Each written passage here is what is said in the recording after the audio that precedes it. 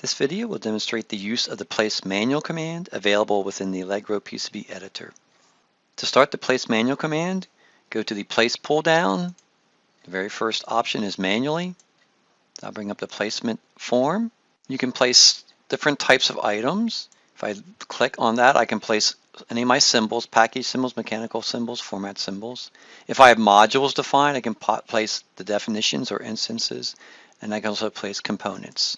So let's use components by RefDes, the simplest form. I'll click in the box to the left. Do not click on the text itself. Click on the box to the left. If down the quick view section you see a representation of the graphics, then things are working well. If nothing appears in there, you probably have a problem with your PSM path or your pad path. To place a part, move your cursor in the design window, move it to 300B, click with the left mouse button, and it places. Back in your form, you notice there's a little P on top of the little chip representation, and you're ready to place another part.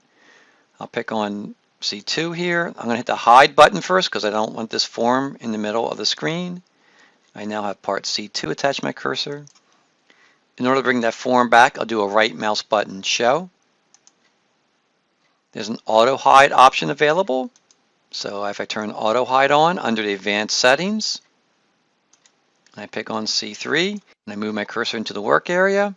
The form disappears, place U3, and it comes back automatically. There are filters that are available, so this list will be filtered based upon what you select. So I can match a reference designator string. I could do C1 star. I can use wildcards. Not only the parts that start with C1 are listed. I can pick certain properties that came through from my net list. I can pick certain rooms if I am using room properties in my net list or my schematic, and this will be a list of all the rooms available. I can pick by certain part numbers. If I can't remember the exact part number, I can do a little browser over here, list all my part numbers. I can place only the parts that have attached to a certain net, like VREF. I can place by schematic page number. Again, I can hit the browser, pick on page 1 of my root. There's all the parts on there.